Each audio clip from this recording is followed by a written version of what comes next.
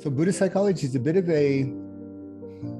some people would say it's a misnomer, that it's the wrong translation for the term Abhidhamma, which the direct translation is the sublime Dharma, the sublime truths, Dharma. But it did get translated as Buddhist psychology, and it is helpful, but it leads to confusion, that translation, because all of us are pretty much steeped in more or less, culturally speaking, we have a kind of an understanding of psychology, certainly much more than when I was a kid. I remember when I was a kid, there was a TV show, I didn't watch it, but I remember, called Divorce Court back in the States. And Divorce Court, what they would do, they would show a couple, in court getting divorced, but it wasn't a real couple. They were actors of a real divorce that happened in court. And that's what it was back in the, I was born in 63, so whatever, late 60s, early 70s, that was like leading edge, kind of to get to look in like, couples therapy type of thing, a bunch of actors acting out, what really happens. And these days you got Dr. Phil and everything else, and psychology's kind of entered the mainstream, certainly mainstream, Europe, the States, other kind of whatever. In many countries, the idea of therapy and psychology, it's pretty mainstream, and certainly in a mainstream way, people are open to it and understand that it is a beautiful contribution to mental health. And then we have Buddhist psychology. So what the heck? What is Western psychology and what is Buddhist psychology? So in this call today, we're just going to kind of explore that. And the reason I'm doing this call is because on June 16th, Saturday, in about 2.5 weeks, I'm going to be doing a 4-hour workshop on Buddhist psychology. And I'll say a little bit about that at the end. And today we're going to kind of look at just really the first 1 or 2 points that we do in the workshop. And really asking the question, what is the distinction between Buddhist psychology and Western psychology? And why does that matter to our meditation? In one sense, you could just say, if you're meditating, whether it's mindfulness meditation or some other type of meditation, you just take the method, you take the technique, you turn in, you meditate, you develop the ability to access concentration, and it's just what's happening. It's a process that unfolds. Those methodologies ideally will trigger off kind of a spiritual developmental process. And when you're inside that spiritual developmental process, there's nothing like psychology. Reflecting on the process and how we go through the process, having some type of psychological reference or frame or theory is super, super helpful and beneficial. But is it a Western psychological frame or is it a Buddhist psychological frame? Are they the same? Are they different? That's what we're going to look into at the beginning. And just as a way to get started, I want to ask a very simple question. And there are no wrong answers. When you're meditating, or when there's a moment where you sit down, you're meditating, one way or the formally, or just, at a cafe or in nature or with your kids or whatever, it's just something you would call meditation. And the meditation opens you up to maybe a challenging state, and that it might be connected with some emotional issues. Personal, it's personal to you. Yeah, you get the scenario. It's very general what I'm asking, I'm laying out, but I want to ask the question. And again, there are no wrong answers. In fact, all the answers I would say are right, certainly for today's call. But if that were to happen, if you were meditating and something came up that had an emotional content to it, what would you do? What would you do? So I'm asking people to volunteer, to raise their hand, to open their mic and just share. What would you do? So something came up. What would you do? Anybody want to be brave souls? Amy. Well, I just started meditating, so that didn't happen quite often, but it did. And I try to accept it and not put too much emotion in it, just to let it be, and then to try to go on with it, with the meditation itself. It's Great. hard, but I'll try. Perfect answer.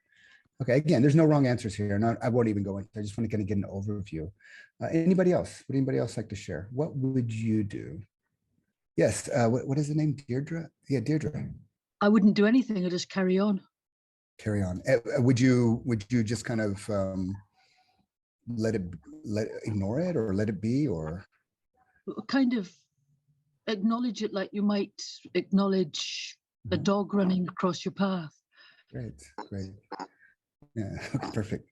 Great. So you would say hello, acknowledge it, accept it, and then just carry on with whatever you were.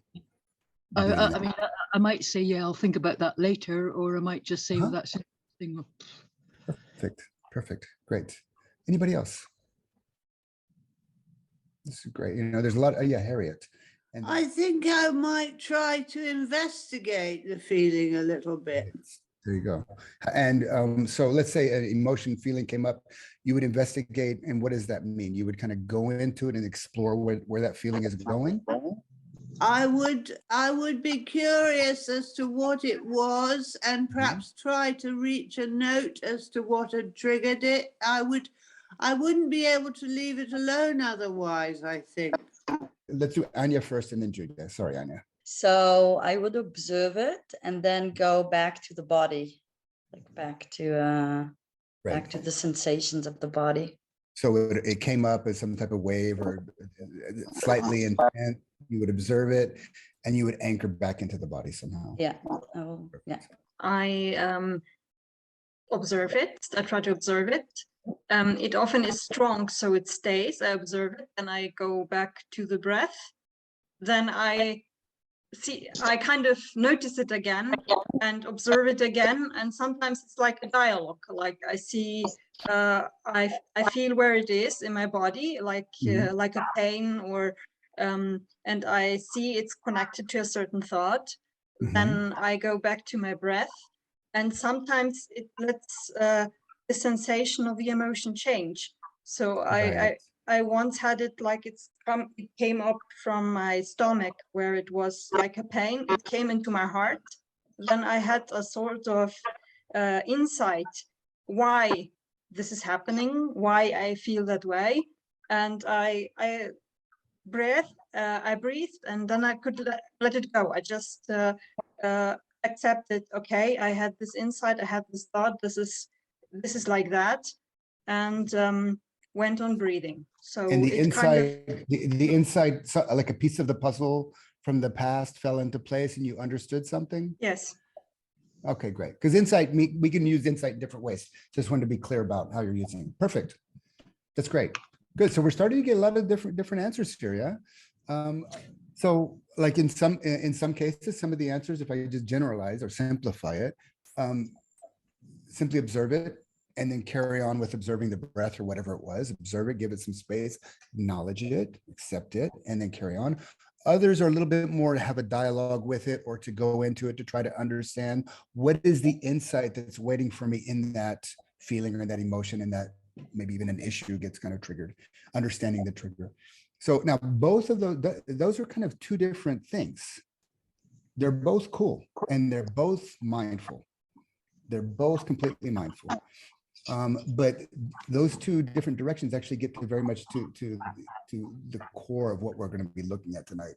And that's the difference between Western psychology, which is ultimately a therapeutic, perhaps an understanding of the psyche for therapeutic purposes, for helping people create a better mental health, let's say. That's one, the Western psychology. And Buddhist psychology, which that's not really the objective.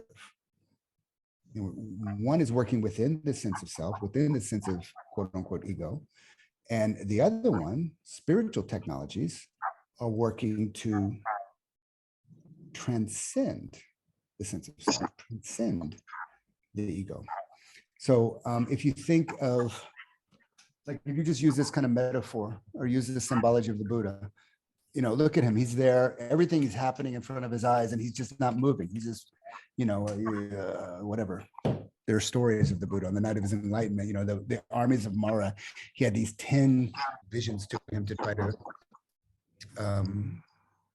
tried to distract him from his meditation.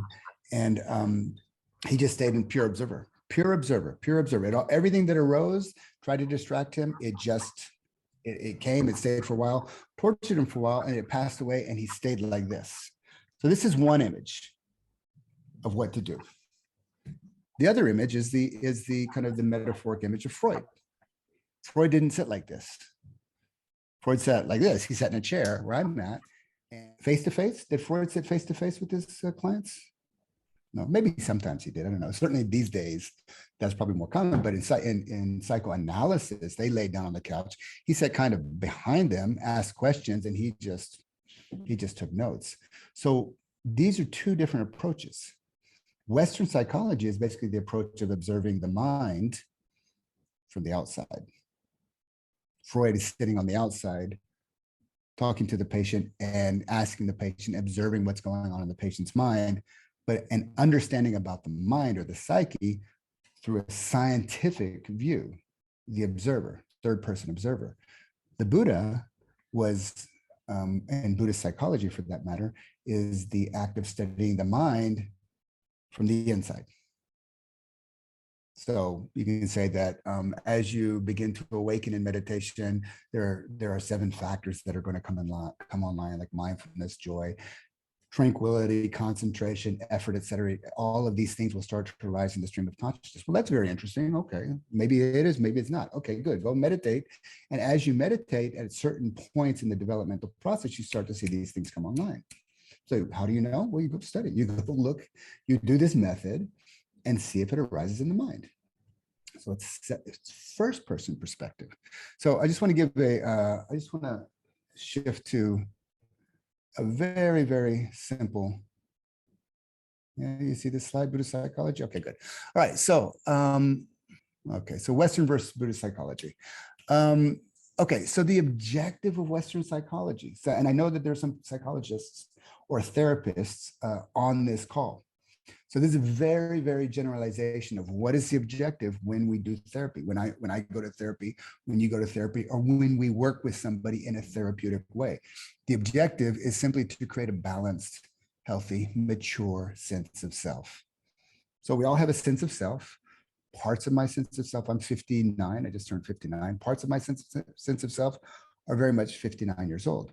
Other parts of my sense of self might even be 13, 18, you know, some unintegrated aspect of myself from my past that's just kind of sitting there and got fixated for some reason. It's not mature, and it might not be balanced, and it might not be healthy, and it may not be functional.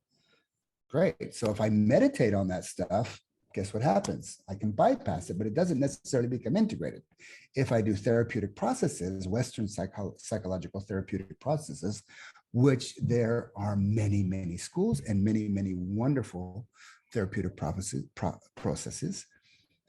With mindfulness, this is where the two come together. With mindfulness, when I do that and it's effective, it creates a balanced, healthy, mature sense of self. That's what all our therapeutic processes are about in a nutshell. Mental health. Buddhist psychological objective is different. The Abhidhamma is different. The Buddhist psychological objective is simply the purification of the mind, the transcendence of the self, and the liberation of suffering. These are very, very different objectives. One is working within the sense of self, within the psyche, within the quote unquote ego. The other one is creating spiritual methodologies, technologies that help us to transcend the ego. And when I transcend the ego in a state of meditation or in a spiritual state, my mommy issues do not exist. My daddy issues do not exist. My money issues, my sex issues, my power issues, whatever issues I may have in that transcendent state do not exist. But when I come out of that transcendental state, they're there again. There's a lot more space around them. I have a lot more choice and freedom, but it just takes the right triggers for them to come back up. So the point of view from Western psychology is it's the study of the mind from the outside. Now, when we're in the therapeutic process, it's a little bit more kind of pluralistic or second person perspective. We're working together.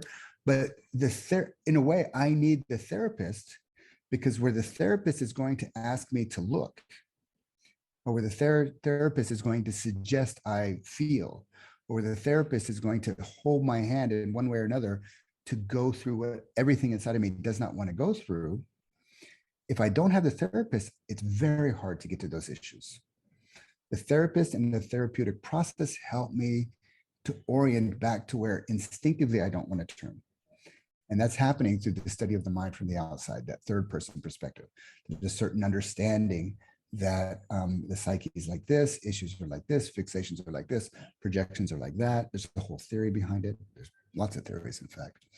Whereas the Western psychology, the Buddhist psychology point of view is a study of the mind from the inside. The whole path to enlightenment is laid out. In fact, there's many. It's laid out in many schools and many traditions have laid it out. Some are more precise, some are less precise, but they lay it from zero, total ignorance, to fully Buddhahood, full enlightenment. There's a developmental process. And this is the methodology. How do we know it works? We do the methodology and ehipasiko, come and see for yourself. See if it leads you through that. So again, these are just the two distinctions between the two. So the therapeutic method is making object into subject, making object into subject. So let me just pause here for a second. Does that make sense so far? These two different views. Yeah. They're really, it's like if I look at my phone from this side, wow, that's an interesting phone. If I look at it from this side, it's still an interesting phone, but I'm seeing something completely different. This side and this side are not the same. It's the same thing, but my experience will be different. So when we think of the therapeutic method, basically everything, all the therapies that we're doing is trying to make objects into subject, integrate it back into the sense of self. Why? Because let's say I have an issue. Let's say I had past experience, it was a little bit intense for me back in the day, whenever that was, or a lot, traumatic experiences, overwhelmingly intense. Other ones are just intense or repeatedly intense. And our minds have this amazing ability to coping mechanism to dissociate. Dissociate is like, well, okay, I can't deal with it. It's not even a conscious thing. We can't deal, whoop, it gets split off from the sense of self. I cope, thank God that that's over. I can somehow function in life. And what was a very helpful kind of coping mechanism at the time then becomes a bad habit. And it stays split off from my psyche. There's part of me that's cut off from the sense of self. Like it's here in the picture, now it's out of the picture. I look at the picture, yeah, that picture looks good. It's a great picture, and I don't have any issue, but there's a little issue over here that's bothering me, but I don't see it. Now, when I can't see it, what happens is it gets projected out into the world. Any issue that I have that I'm not in touch with, any issue that I have that I'm not, that haven't healed and integrated and been reowned back into the sense of self, automatically gets projected out into the world. So, oh my God, it's not my sexuality, it's their sexuality. It's not my politics, it's their politics. It's not my issue, it's his issue or her issue. It's just projection. Okay, this is really, again, I'm not claiming to be a psychologist, so this is very rudimentary, but it's basic. And when we project, we can never reown. So like for example, if I were to go to therapy and speak with a therapist and say, oh yeah, that person is like that, and this person is like this, and I just want to keep talking. And at a certain point, the therapist might say, well, that's interesting. Well, what do you mean they're like that? And how does it make you feel?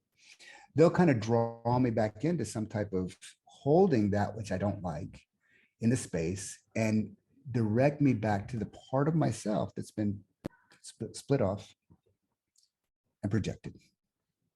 And when there's a projection, I will never fully be whole until it's reowned back into who I am. And the therapeutic process helps me do that little by little, session by session, it may take some time, but eventually I will be able to own the issue that had been split off.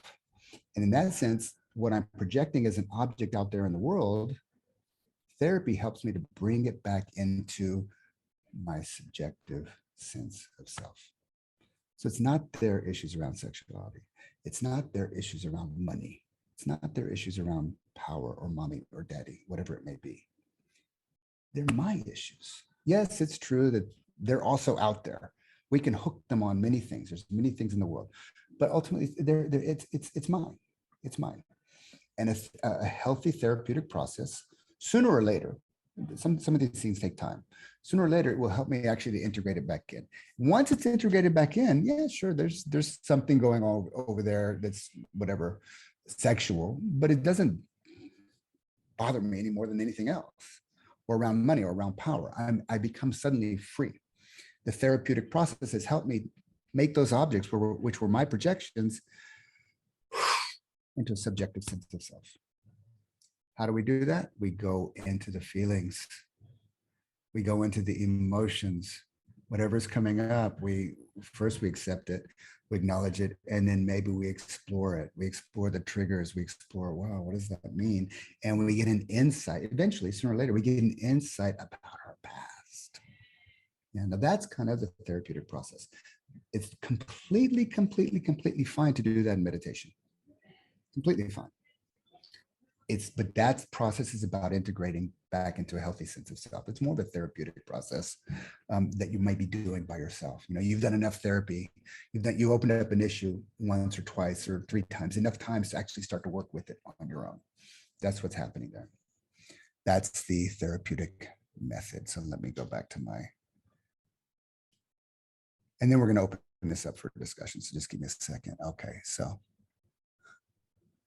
Whoop. There we go. Okay. Therapeutic method is making objects into subjects. But that's not what we're doing in the meditation method. In meditation method, we're not. Now, it's like a few people did mention that. It's like I said before, it's completely fine to do that in meditation, and healthy and a good practice to do.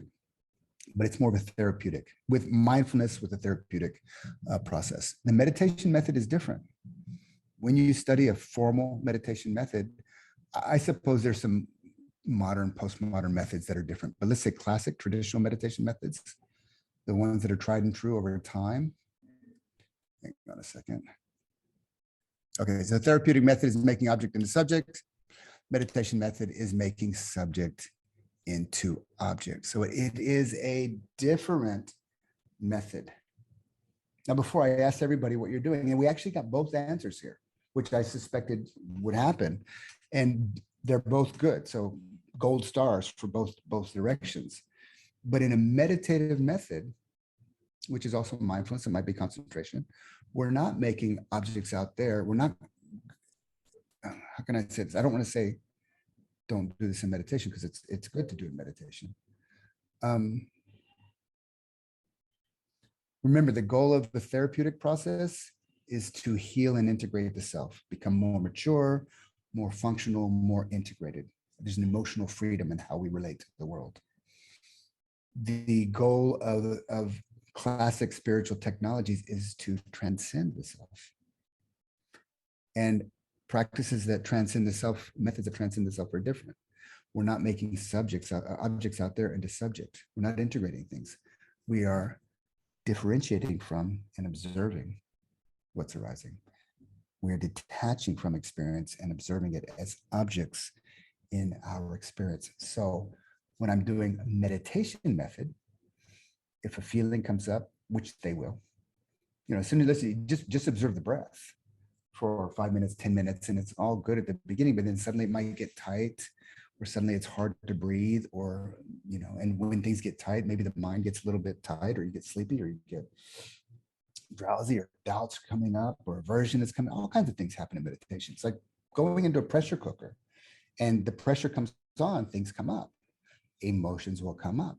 The instruction, the method is to, whatever comes up, phenomenologically detach and observe it and know its nature.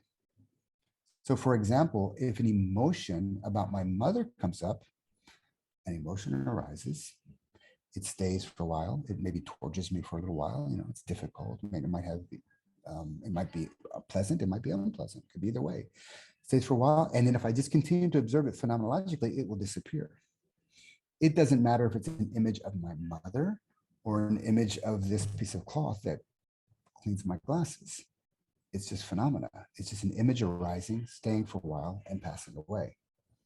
If there's an emotional content that comes along with that, it's just an emotion that comes, stays for a while, and as I continue to observe it, it passes away. Sooner or later, it all passes away. If it's a thought, it comes, it stays for a while. If I'm able to keep the observation, mindful observation, remember, mindful is the part of consciousness that can differentiate from objects and observe them. And through that observation, know them. Subjects become objects in my experience. Emotion arises, I can see it as an object. It has a certain quality, certain color, has a certain flavor, has a certain impact, has a certain intensity. And as I continue to observe it, all that's going to change, and then it's going to, at some point, it's going to disappear. That's when we're doing strict, straight meditation method. And I'm not saying one is better and one is different. The goal of our therapeutic method is for a healthy, balanced, functional, mature sense of self. God bless us all. We all want that. Wouldn't it be a great society if we all had that? The objective of meditation methodologies is to transcend the self. So the problem with the therapeutic methods is that you never get out of the self. And as the old joke goes, it's like rearranging the deck chairs on the Titanic. You can rearrange the deck chairs as much as you want. It's going down. The Titanic is going down ultimately. Now in Buddhism, what the Buddha discovered, and I'm not saying one is better than the other. Please don't. I'm trying to be really careful with my words so I don't do that, because the point that I'm getting to is that they're both not just important, but both necessary. What the Buddha realizes is that, oh my God, we're on the Titanic. Oh my God, it's going down. And not just for me, but for you and you and you. And for everybody in the past, everybody right now, and everybody in the future, it's going down. It's dukkha. That's just the fact of life. Wouldn't it be great if we could get off? Wouldn't it be great if we could escape? Wouldn't it be great if we could get off? How do you get off? Well, what he discovers by observing it, by not engaging, not involving, but mindfully observing and being with what's arising, but not entangled with it, not going into it. So that's the methodology that Buddhist psychology is talking about. All of Buddhist psychology is observing what's arising in the mind from the inside. Now, the problem with just having a Buddhist approach to personal development with no psychological understanding, and you will develop the ability to transcend the self for sure. With patience and practice, you can get into some pretty amazing exalted states of liberation. Temporarily, it could be a temporary trait, a temporary state. But the more you practice, at a certain point, these things become permanent traits. They're like in you, and you kind of don't go backwards. If you're only doing that practice without any type of attention to going into feelings, it's probably 100% guaranteed that you'll do a spiritual bypass. You will, by any issues that you may have had, big or little, you'll just bypass them. And every time that issue comes up, what do? Just detach and observe, go back into your state. Everything's cool, everything's free. There's no problems, but you're not relating to the world. There, when it comes to relationships and functioning in society, it can be problematic. If you only do the therapeutic path, it's always, you're always just kind of rearranging the deck chairs on the Titanic. Sooner or later, it's going to go down. We need both. We need both, and that's really why actually both of these matter to our meditation. Personally, I'm mostly a meditation teacher. I do a few methodologies, but I don't claim to be a therapist or anything like that. But I always recommend both, and I've done both, in fact. So what's the time? Yeah, so we're about 30 minutes in. So I just want to kind of open it up and see up until now if anybody has any questions or comments.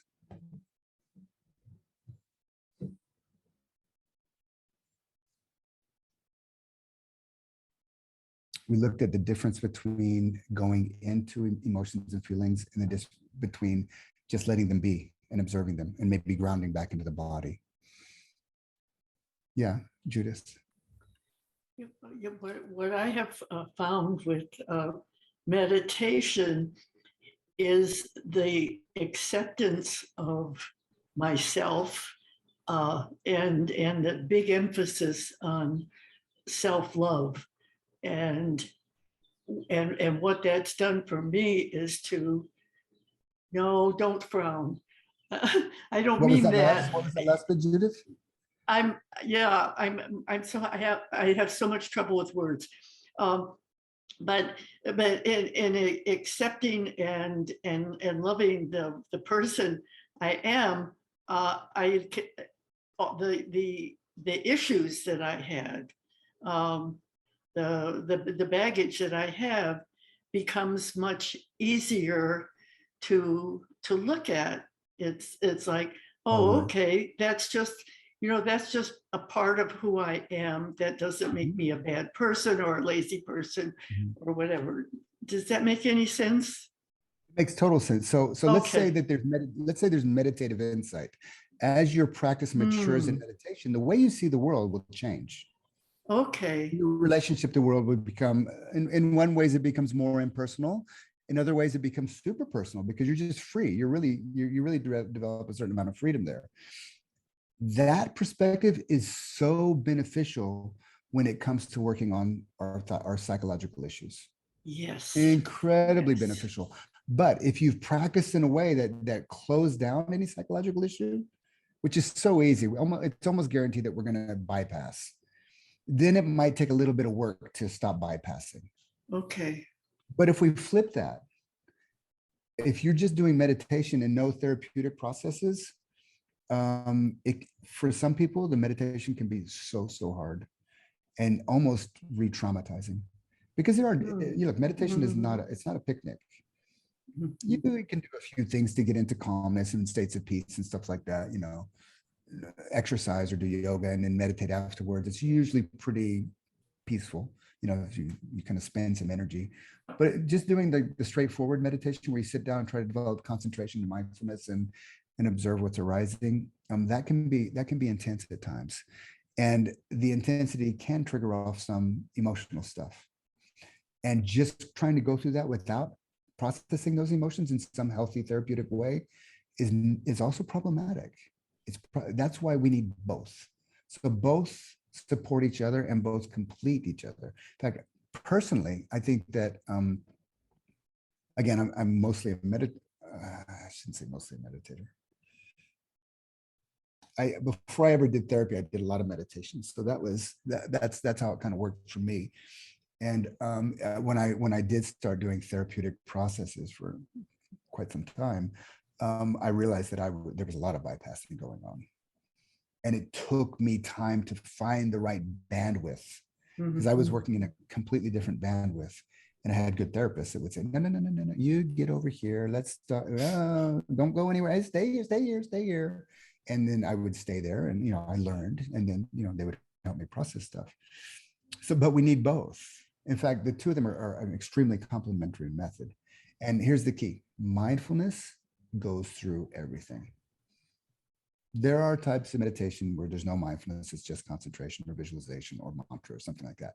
But if you're doing awareness-based meditation, that mindfulness is the same mindfulness that you use in therapy, the same time mindfulness that you use in meditation, and it's healing, it's healthy.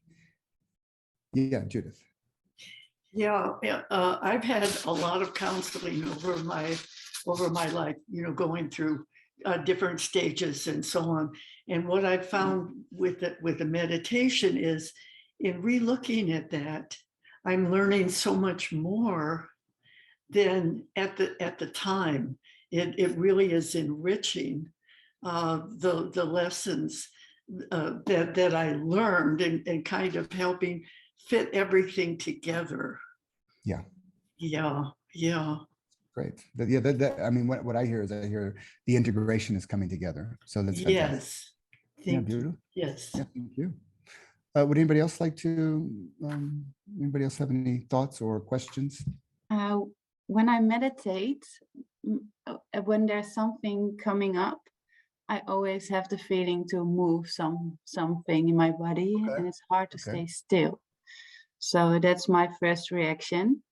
Mhm. And yeah, then I want to stop moving. Like, oh no, it's not the you don't move with meditation. So I sit still again and go to my breath. Mhm. And yeah, so it's more a physical thing when I meditate, but I think it's coming from an internal feeling that I want to move. Mhm. I think it's coming up. Yeah, also, I know you're a dancer and you do Aikido and that's kind of natural for you. But let me ask you this, when there's an emotional issue coming up, like an intense emotion, do you also have the feeling to move one way or another? Yeah, I don't know if it's related to the emotion or not, or I just What I want mean, to when you're move. not meditating and you feel like, oh my God, I gotta stop for a minute here. Yeah, I'm also physical. Yeah, when there's coming an emotion. Yeah. Yeah. So, I mean, look, it's quite complex, this issue. You know, there are people who are more movement types like that. That's really when they move, the process is activated. The other people that are observer types that they can just stop and just be and let the chaos move around them and it settles down.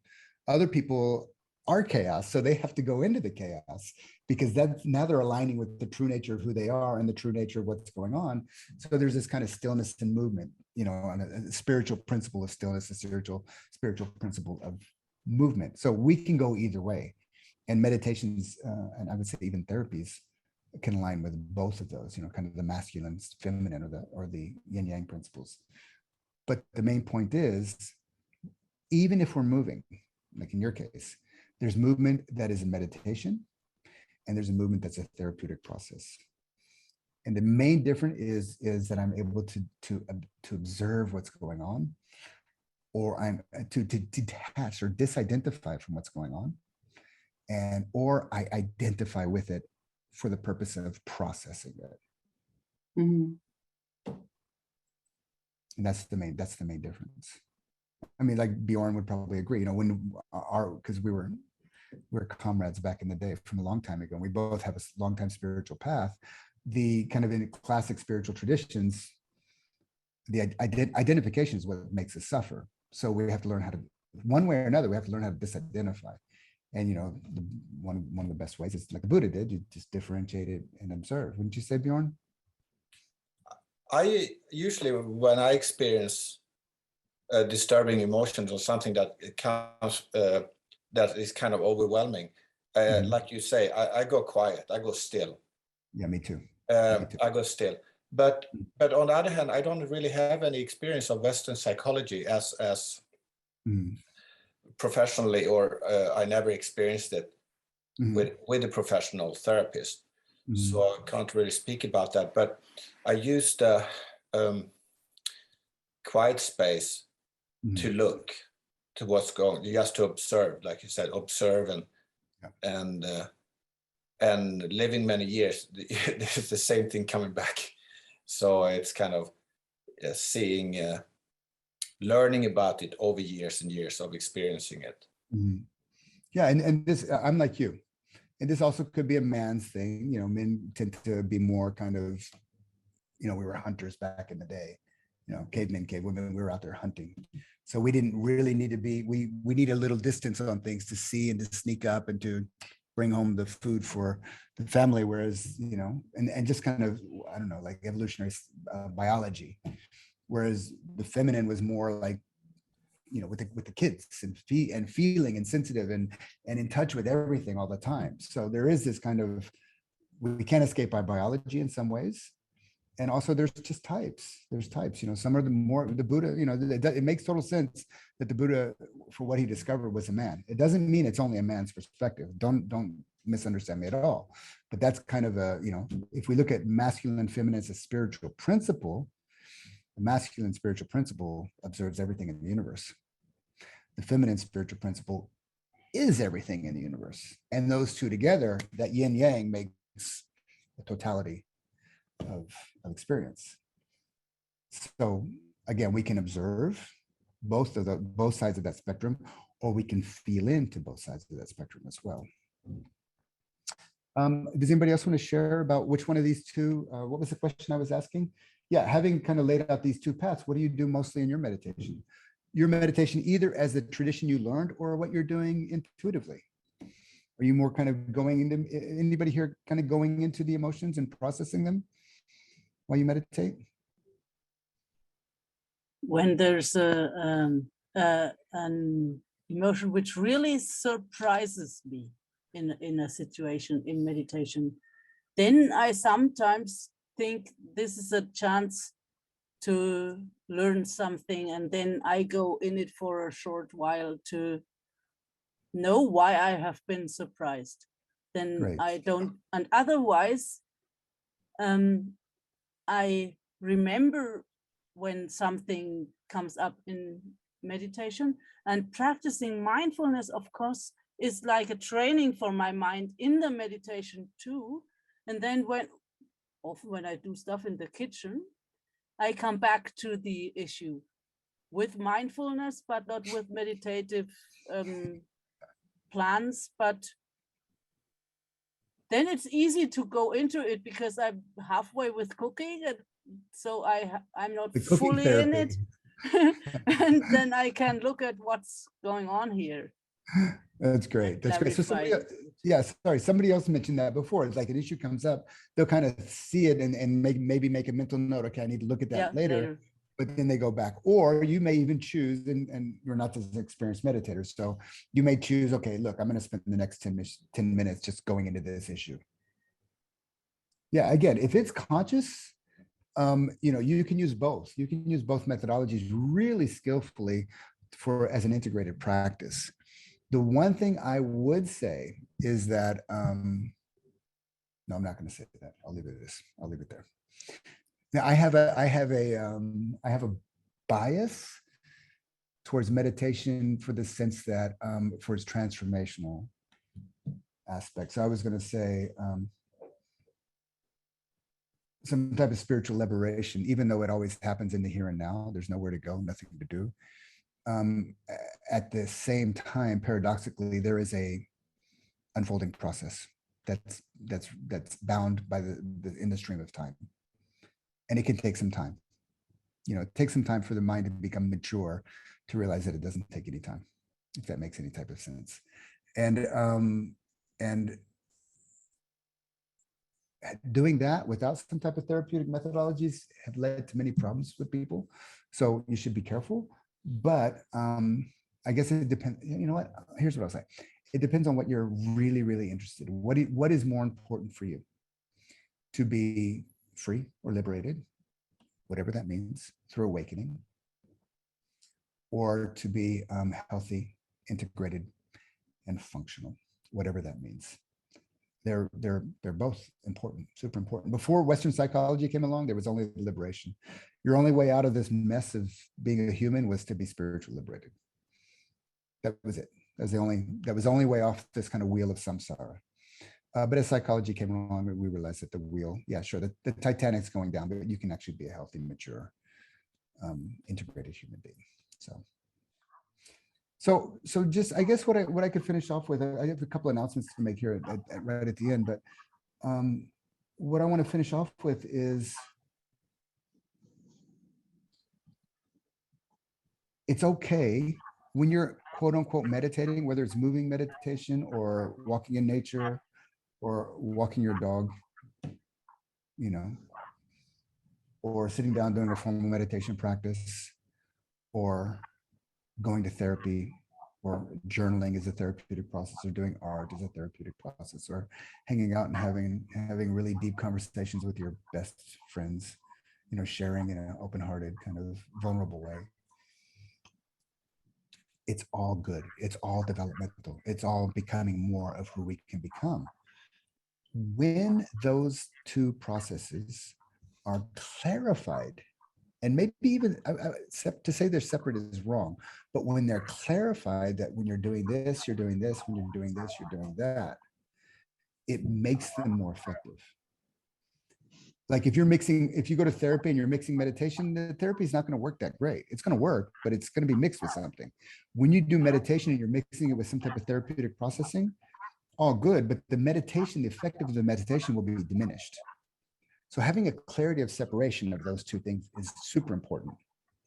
Having a blended practice where you're blending those two approaches is super powerful. And it's in fact, it's an integral life practice. So I guess that's the main thing. If you think, if we just think of metaphors or